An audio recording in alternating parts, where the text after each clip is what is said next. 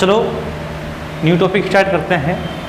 कल अपन ने पढ़ा था electric field due to electric dipole at axial point. अपने एक्सियल पॉइंट निकाला था और एक्सियल पॉइंट पर जो इलेक्ट्रिक फील्ड आया था वो E = 2 kp/r³ आया था। इसका मतलब जो इलेक्ट्रिक फील्ड था वो आगे पास डिस्टेंस के पावर 3 का इन्वर्सली प्रोपोर्शनल था, आगे ना। इसका मतलब E = 1/r³। ओके, अब अपन बात करते हैं भैया equatorial point. Equatorial point is what? It is the point on the axis which passes through the center of electric dipole and perpendicular to its axis। किसके? इलेक्ट्रिक डायपोल की जो axis है उसके परपेंडिकुलर लाइन पर ये point है तथा ये लाइन आगे पास इलेक्ट्रिक डायपोल के सेंटर से पास हो रही हो। तो this line is called perpendicular to the electric dipole and this point is known as the lateral point और इक्वेटोरियल पॉइंट। इसका इक्वेटोरियल लाइन कौन सी लाइन होगी? It is the line which is perpendicular to the axis of electric dipole which passes through the centre of electric dipole known as equatorial axis and the point on the equatorial axis is known as the equatorial point. Let's assume this point P is at distance small r from the center of electric dipole and this is plus q and this is minus q. The distance of point P is small r. Now center point is the midpoint of electric dipole and the distance of point O from plus Q is L and distance of O from minus Q is L. Total length of electric dipole is 2L. Okay, now distance of point P from plus Q charge, this is R and this is L, so it becomes r² plus L. Similar, this will be r² plus. If two distances are same, this length is same, then angle will be same. So this angle is theta and this angle is also. Any problem? Okay. Electric field due to plus Q charge at point P। Point P पर plus Q charge के कारण electric field कितना होगा भैया? E1 = kq/r², क्योंकि यहाँ पर जो डिस्टेंस का स्क्वायर करेंगे तो इसका स्क्वायर कर देंगे तो आपके पास क्या जाएगा, क्योंकि इसकी वैल्यू है ये, इसका अपन करेंगे स्क्वायर तो आपके पास कितना हो जाएगा? kq/ स्क्वायर करने पर अंडररूट हट जाएगा तो कितना हो जाएगा भैया? r² plus L², क्योंकि ये पॉइंट चार्ज है। प्लस क्यू क्या है? पॉइंट चार्ज है और पॉइंट चार्ज के कारण जो इलेक्ट्रिक फील्ड होता है वो E = होता है भैया kq/x का स्क्वायर, डिस्टेंस का स्क्वायर। और यहाँ पर डिस्टेंस कितनी है? √r² plus L² और इसका स्क्वायर करेंगे तो अंडररूट हट जाएगा, नहीं हट जाएगा। सिमिलरली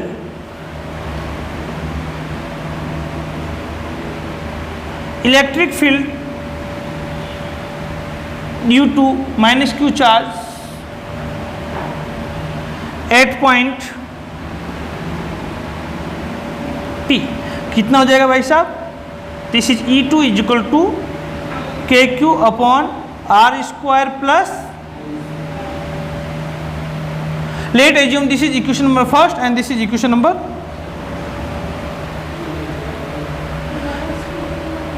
हाँ बच्चा, माइनस क्यू नहीं, अपन डायरेक्शन चेंज कर दी, क्योंकि माइनस यहाँ पर प्लस क्यू कारण इलेक्ट्रिक फील्ड है वो अवे फ्रॉम चार्ज होता है और माइनस क्यू कारण इलेक्ट्रिक फील्ड वो क्या होता है भैया? टुवर्ड्स चार्ज होता है। इसलिए अपन डायरेक्शन के साथ ऑलरेडी दिखा दिया तो अपन को माइनस क्यू लिखने की जरूरत नहीं। Any problem? क्योंकि इलेक्ट्रिक फील्ड की डायरेक्शन क्या होगा? आपके पास टुवर्ड्स चार्ज होगा। किस तरफ होगा? Towards charge. अब जब देखिएगा by equation first and second, E1 is equal to कितना जाएगा भैया, E2। Let assume this is what, E, और इसकी वैल्यू कितना है, KQ upon R square plus. Any problem? देखो यहां पर आपके पास इलेक्ट्रिक फील्ड के दो कंपोनेंट होंगे, एक होगा आपके पास भैया E1 cos sin थीटा, और एक होगा भी आपके पास E2 sin थीटा। तो ये E1 है, ये हो जाएगा इसका, इस डायरेक्शन क्या हो जाएगा भैया, E1 का थीटा इसके साथ है, तो कितना होगा भैया E1 cos थीटा, और इसका E2 है, E2 का बेटा जिसके साथ एंगल बन रहा है उसके साथ कंपोनेंट क्या हो जाएगा आपके पास भैया E2 cos थीटा, और इसके परपेंडिकुलर जो कौन सा होगा भैया E2 sin थीटा, और ये इसके साथ cos थीटा है, तो इसके परपेंडिकुलर कंपोनेंट कौन सा होगा भैया E1 is equal to E2 और sin theta is equal to same. तो आगे पास E1 E2 दोनों क्या कर देंगे, एक दूसरे को क्या कर देंगे, कैंसिल कर देंगे, क्योंकि डायरेक्शन क्या है अपोजिट है और मैग्नीट्यूड क्या है सेम है, कि E1 बराबर E2 है, E1 बराबर कितना है E2 है, और sin थीटा दोनों में आपके पास क्या है, कॉमन है। तो आपके पास क्या हो जाएगा यहाँ पर E1 sin theta and E2 sin theta will cancel each other because magnitude is same but direction is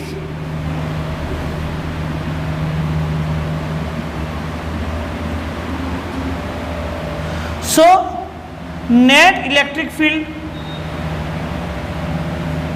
at point P, point P पर नेट इलेक्ट्रिक फील्ड क्या है, जरा देखो E1 cos थीटा और E2 cos थीटा दोनों की direction क्या है सेम, और सेम डायरेक्शन में होता तो बेटा वेक्टर क्वांटिटी क्या हो जाती है, डायरेक्टली ऐड कर सकते हैं अपन।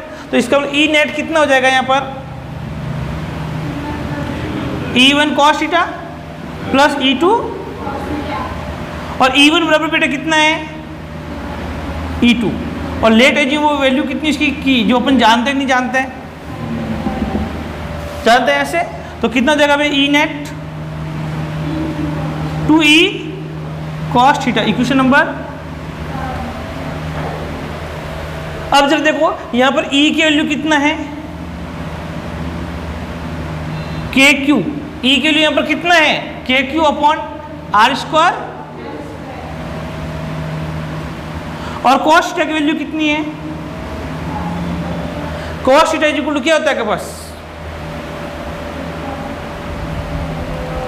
Base upon hypotenuse, base upon hypotenuse.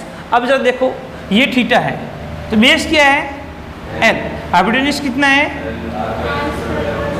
ठीक है, तो कितना होगा भी आपके पास L upon R square plus L square की पावर 1/2, पावर 1/2 रूट होता नहीं होता है। Put these value in equation number third,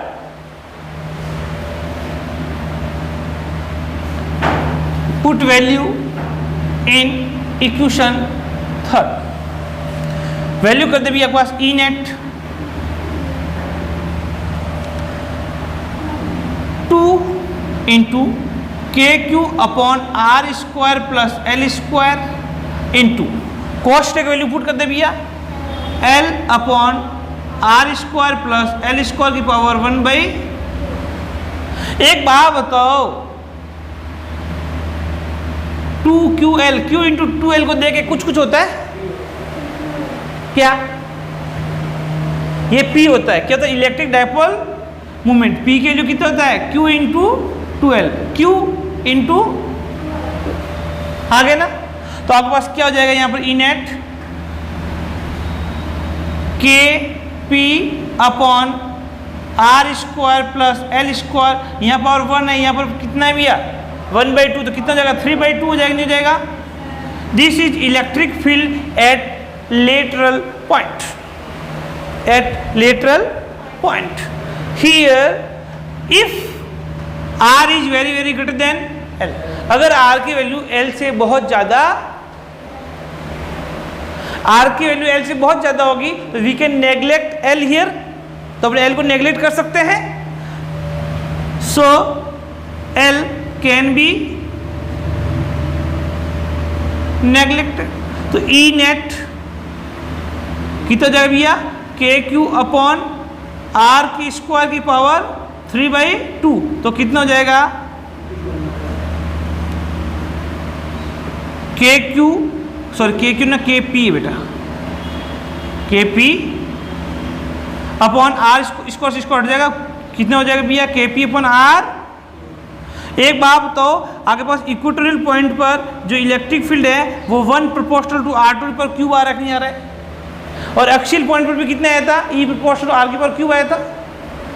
अब एक चीज यहाँ पर और देखने लायक है कि एक्सियल पॉइंट पर जो इलेक्ट्रिक फील्ड आया था वो आया था के पी 2 के पी अपॉन आर क्यूब, कितना आया था 2 के पी अपॉन आर क्यूब, और यहाँ पर इलेक्ट्रिक फील्ड कितना आ रहा है इक्वेटोरियल पॉइंट पर के पी अपॉन, कितना फर्क है 2 का फर्क है, और 2 के पी अपॉन आर क्यूब था, यहाँ पर कितना है K P upon R cube. It means the value of electric field at axial point is double of equatorial. Equatorial point पर जो इलेक्ट्रिक फील्ड होता है उसका दुगुना होता है कहां पर, एक्सियल पॉइंट पर। कहां पर, एक बात बताओ, यहां पर अपन एक चीज और कर सकते हैं, इसका मतलब मैं क्या बोल सकता हूं भैया, नोट फर्स्ट, ई axial upon E lateral. Axial पे कितना था भैया 2 के पी अपॉन आर क्यूब, और यहाँ पर कितना है K P upon K P R cube 2:1। तो ई एक्सियल कितना जाएगा upon E lateral is equal to 2:, या फिर मैं इसको ऐसा भी बोल सकता हूं क्या, E axial is equal to 2 into E. Axial point पर जो इलेक्ट्रिक फील्ड होता है it is double of electric field at lateral point. Now note second, axial point पर इलेक्ट्रिक फील्ड था वो किस डायरेक्शन में था, in the direction of electric dipole movement था। वहां जो इलेक्ट्रिक फील्ड था, क्योंकि अपन ने देखा था भी आपके पास ई एक्सियल पर, देखो ये माइनस क्यू, ये प्लस क्यू, ये पॉइंट पी था, तो यहाँ पर ई नेट था ना वो इधर था, E1 माइनस का E2, इसका मतलब किसकी डायरेक्शन में था, P की डायरेक्शन में ही था। एक्सियल पॉइंट पर जो इलेक्ट्रिक फील्ड थी वो इलेक्ट्रिक डायपोल मूवमेंट की डायरेक्शन में था, लेकिन यहाँ पर देखो इलेक्ट्रिक डायपोल मूवमेंट होता है माइनस क्यू से प्लस, इसका मतलब P की डायरेक्शन तो इस तरफ है, लेकिन इलेक्ट्रिक फील्ड की डायरेक्शन किस तरफ आ रही है, ई नेट। इसका मतलब आपके पास क्या हो गया, नेक्स्ट आपको सेकंड क्या हो जाएगा भैया, लेटरल पॉइंट पर electric field at lateral point is in opposite direction to electric dipole movement. Electric dipole movement के अपोजिट डायरेक्शन में इलेक्ट्रिक फील्ड होता है, किसके लिए, लेटरल पॉइंट पर। लेकिन एक्सियल पॉइंट पर इलेक्ट्रिक फील्ड था वो किस तरफ था भैया, इलेक्ट्रिक डायपोल मूवमेंट की डायरेक्शन में ही था। लेकिन इलेक्ट्रिक इक्वेटोरियल पॉइंट पर जो इलेक्ट्रिक फील्ड होता है वो आपके पास इलेक्ट्रिक डायपोल मूवमेंट की अपोजिट डायरेक्शन में होता। यहां तक किसी को दिक्कत, any problem, sure, okay. This is also important topic, इसमें न्यूमेरिकल भी आता है और थियोरेटिकल तो आने के चांसेस ज़्यादा है board point of view okay, okay okay.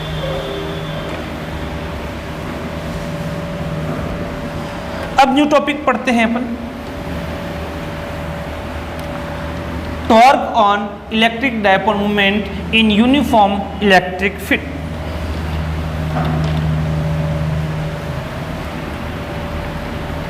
Torque on electric dipole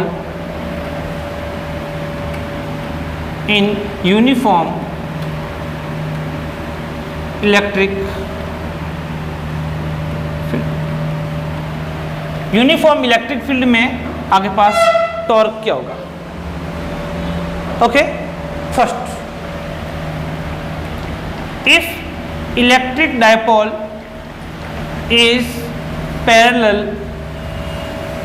to electric field. कहने का मतलब ये है, जरा देखना, ये आगे पास भी आ इलेक्ट्रिक फील्ड की डायरेक्शन,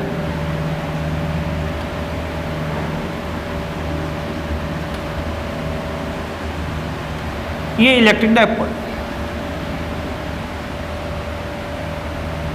ओके, ये है प्लस क्यू चार्ज, ये है माइनस क्यू। ओके, अब जरा देखना, इलेक्ट्रिक फील्ड की डायरेक्शन आपके पास टूवर्ड्स राइट साइड है। हमेशा पॉजिटिव चार्ज पर इलेक्ट्रिक फील्ड, इलेक्ट्रिक फोर्स जो होता है वो इलेक्ट्रिक फील्ड की डायरेक्शन में ही लगता है। कैसे? मैंने बोला ये आपके पास इलेक्ट्रिक फील्ड है, अगर यहाँ प्लस क्यू चार्ज रख दिया तो प्लस क्यू चार्ज पर जो फोर्स होगा वो आपके पास इलेक्ट्रिक फील्ड की डायरेक्शन में ही लगेगा। और अगर नेगेटिव चार्ज हो, ये इलेक्ट्रिक फील्ड, अगर ये नेगेटिव चार्ज हो, क्या चार्ज है? नेगेटिव चार्ज है, तो नेगेटिव चार्ज पर जो इलेक्ट्रिक फोर्स लगता है वो इलेक्ट्रिक फील्ड की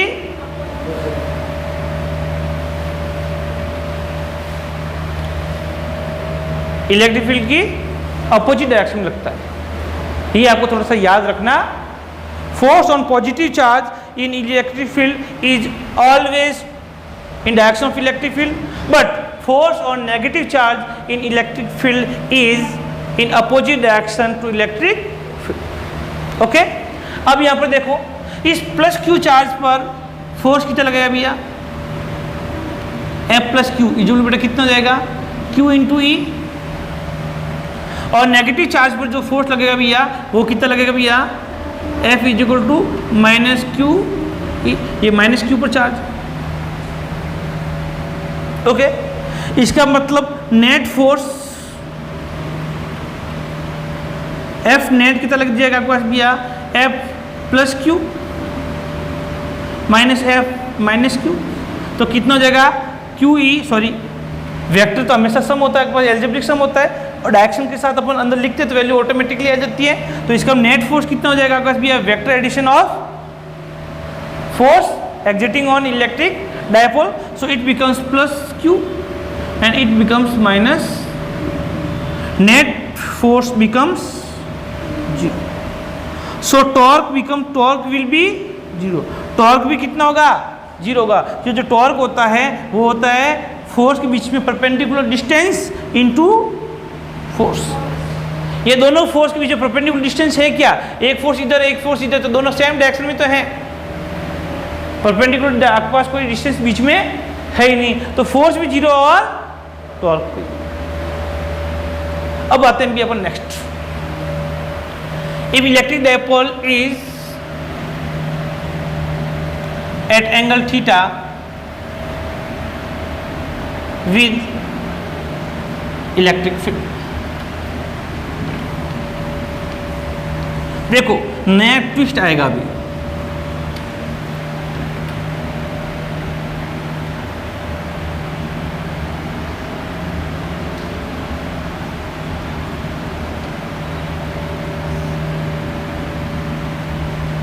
ये प्लस क्यू चार्ज है, ये क्या भैया?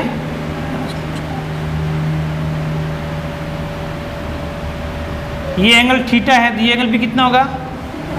तो आ गया ना। अब जरा देखो, प्लस क्यू चार्ज पर फोर्स कितना है? F equal to Q E, और नेगेटिव चार्ज पर जो फोर्स होगा वो कितना होगा भैया? माइनस F नेट कितना हो जाएगा? F plus Q plus F minus Q, Q E minus Q, तो F नेट तो कितना है भैया? इसका मतलब net force on electric dipole is 0 is zero. इसका मतलब आपके पास में यूनिफॉर्म इलेक्ट्रिक फील्ड में जब इलेक्ट्रिक डायपोल को रखते हैं तो उसको नेट फोर्स तो क्या होगा, जीरो होगा। बट टॉर्क क्या होगा, जरा टॉर्क की बात करें अपन, टॉर्क कितना हो जाएगा, perpendicular distance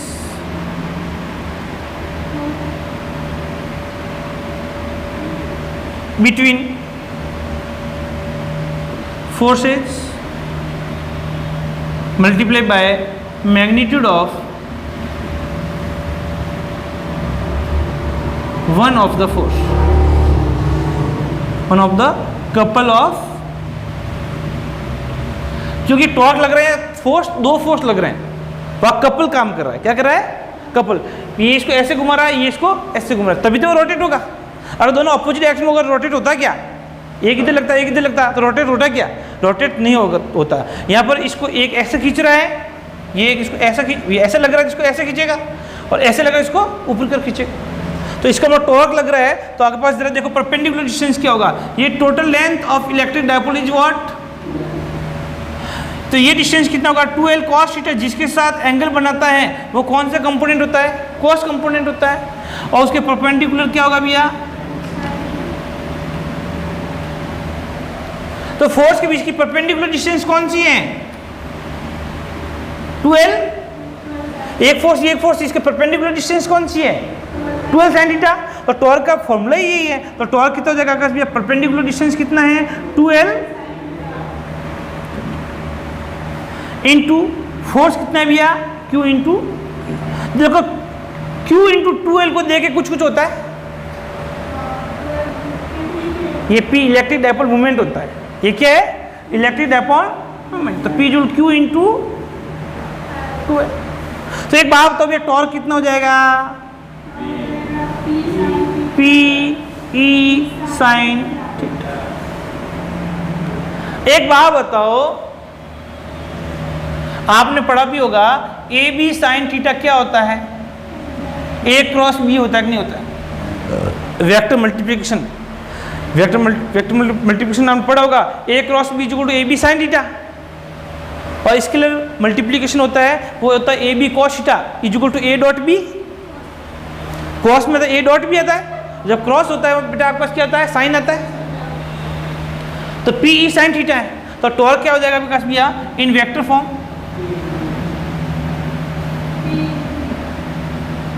P cross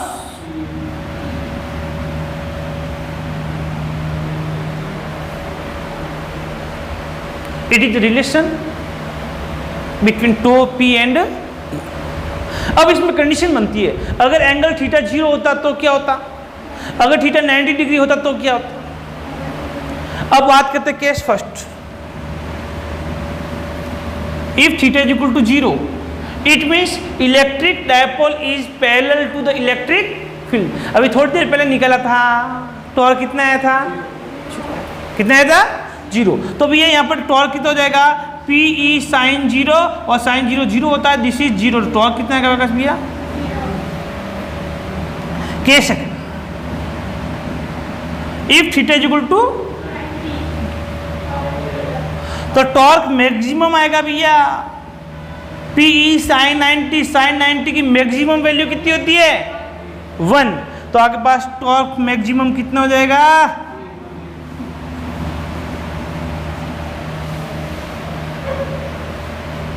any problem, any tension, sure. तो ये आपके पास था क्या, torque on electric dipole in uniform electric field. Now if electric field is non uniform, अगर इलेक्ट्रिक फील्ड क्या होता नॉन यूनिफॉर्म होता तो क्या होता, जरा देखते हैं, इस पर भी बात कर लेते हैं।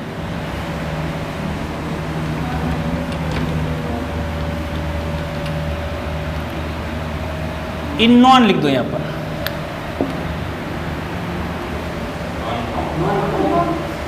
ओ नॉन यूनिफॉर्म है ना, sorry, okay, non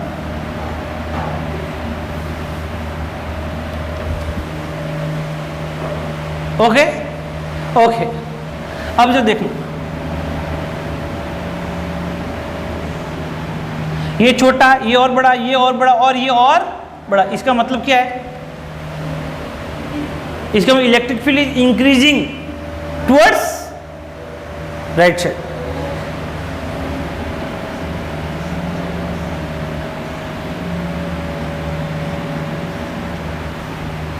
electric field is increasing towards right side.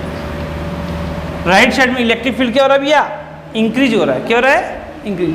अब जब देखो यहां पर आप इलेक्ट्रिक डायपोल रखते हैं, ये प्लस क्यू है, ये बेटा क्या है? यहां पर late electric field is E1, यहां पर बेटा कितना है? तो इस पर जो फोर्स लगेगा F इक्वल बेटा क्या लगेगा? QE1। और इस पर जो इलेक्ट्रिक फोर्स लगेगा इलेक्ट्रिक फील्ड की अपोजिट डायरेक्शन में लगता है नेगेटिव चार्ज पर, तो बेटा F2 इक्वल कितना जाएगा? -Q। अब जो देखो E1 is greater than E2 because magnitude of electric field is increasing towards right side. So here E1 will be greater than. Any problem? So multiply Q both side. So QE1 will be greater than Q. This is F1, this is F2. So F1 will be greater than. अगर F1 बड़ा है किससे? F2 से, तो बताओ क्या होगा? बताइए। अगर F1 बड़ा है किससे? F2 से, तो इलेक्ट्रिक डायपोल भैया राइट साइड चलेगा या लेफ्ट साइड चलेगा? अभिमन्यु, अगर E1 is greater than E2 तो इलेक्ट्रिक डायपोल राइट साइड चलेगा कि लेफ्ट साइड चलेगा? राइट साइड चलेगा, क्योंकि इलेक्ट्रिक फील्ड ज्यादा है तो F1 ज्यादा है और F2 कम है। एक बार तो इधर तो लगा रहा है 10 न्यूटन का फोर्स और लोग उधर लगा रहा है 5 न्यूटन का फोर्स, तो 10 न्यूटन की वाला ज्यादा होगा तो 10 न्यूटन की तरफ खिसकेगा नहीं खिसकेगा? If F1 is greater than E2 then F1 is greater than F2, so electric dipole will move towards right side. अगर इसका अपोजिट होता तो, अगर ऐसा होता ये बड़ा ये छोटा ये छोटा, ये बड़ा ये छोटा और ये छोटा, ये और बड़ा ये छोटा, और अगर ऐसा होता तो लेफ्ट साइड चलता और ये it is electric field decreasing but direction is right side. Direction तो उसकी राइट साइड है लेकिन मैग्नीट्यूड उसका क्या हो रहा है? डिक्रीज हो रहा। यहां तो कोई प्रॉब्लम? अभिजीत, अजीत, कोई दिक्कत नहीं? चलो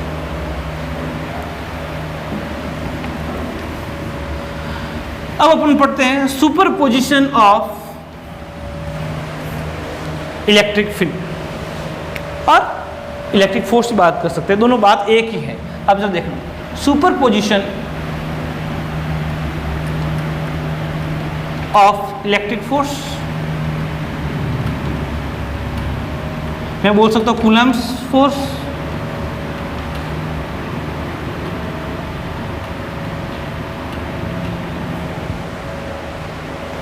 any problem? Okay, late assume this is charge Q0। ये चार्ज क्या है? अब जरा देखना है यहां पर कोई भी चार्ज Q1 है, क्या है? इसकी जो डिस्टेंस है पोजीशन वेक्टर है वो है R01 वेक्टर। कितना है? R01 vector. अब जरा देखना यहां पर Q0 चार्ज है, यहां पर कौन सा चार्ज है? Q1। तो आपके पास क्या होगा जरा देखिएगा, force on Q0 due to Q1। बेटा फोर्स की डायरेक्शन कुछ इस तरफ से होगी और ये फोर्स होगा F01, 0 पर Q0 पर Q1 के कारण फोर्स, तो F01 वेक्टर होगा। थोड़ा नीचे लिख देता हूं मैं इसको, force on Q0 due to Q1। तो बेटा कितना हो जाएगा F01 इज इक्वल टू के Q not Q1 upon R01 square R01 cap. Similar, if there is Q2 charge, the position of charge is R02. इसकी पोजीशन कितनी है R02. तो इस Q नॉट पर बेटा फोर्स कितना लगेगा F0. तो force on Q not due to Q2, F02 बेटा कितना हो जाएगा K Q not Q2 upon R02 cap. Equation number. अब जब देखिएगा by vector summation rule, if it is F01 so it will be F01. अब vectors parallelogram rules पढ़ा था. If it is F02 then it is also F02. Okay, then F1, this is F1. F1 is what? Is resultant of F01 and F0. So F1 vector will be F01 plus F0. This is equation number.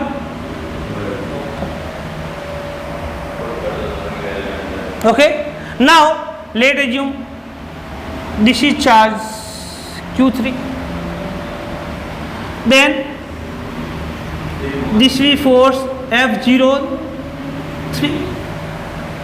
So force on Q naught due to Q3 which is F03 and equal to K Q naught Q3 upon R03 square R03 cap. Equation number.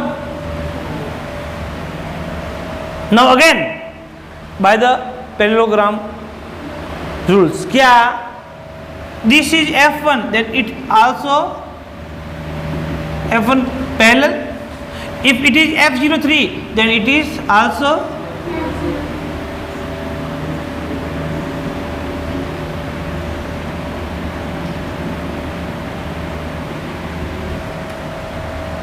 F1 then this is also F1. So resultant will be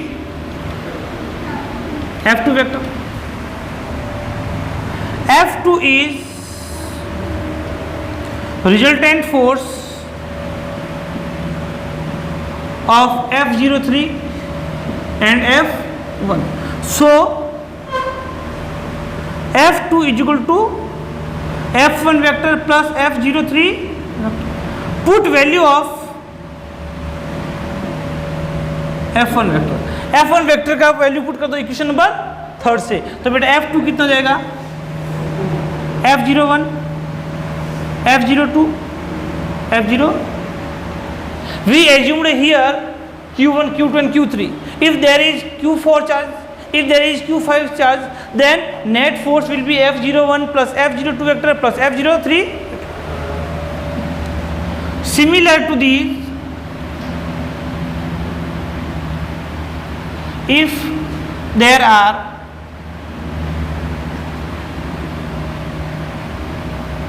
Q4, Q5, Q6 dot dot dot Qn charge,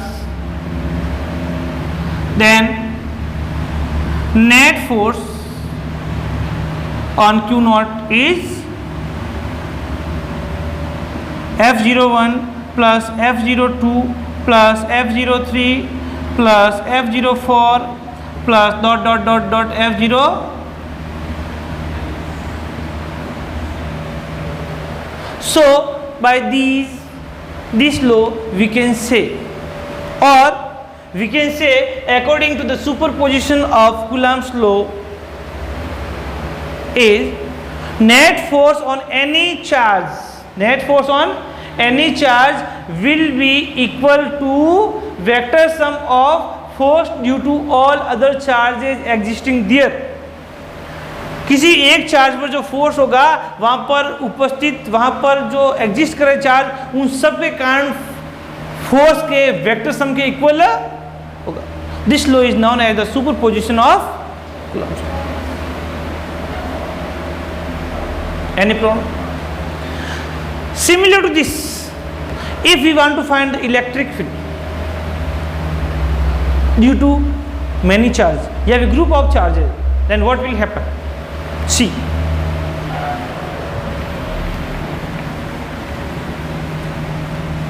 it's totally depend on the vectors. ये पूरा vectors के ऊपर depend है.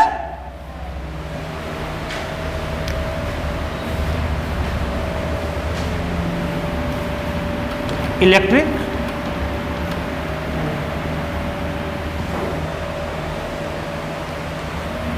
if there are q1 q2 q3 qn having position r1 vector, r2 vector, r3 vector rn. See,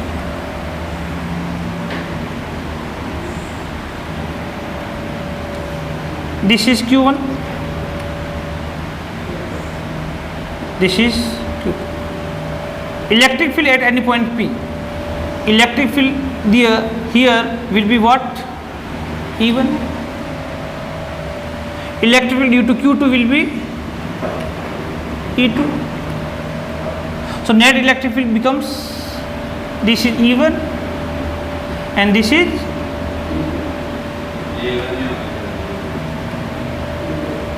E2. This will be E1. Okay. If there is the q3 charge, then electric field will be, so it becomes E01. This is E01, this is E02, this is E02, then this is E1, and again this is E03.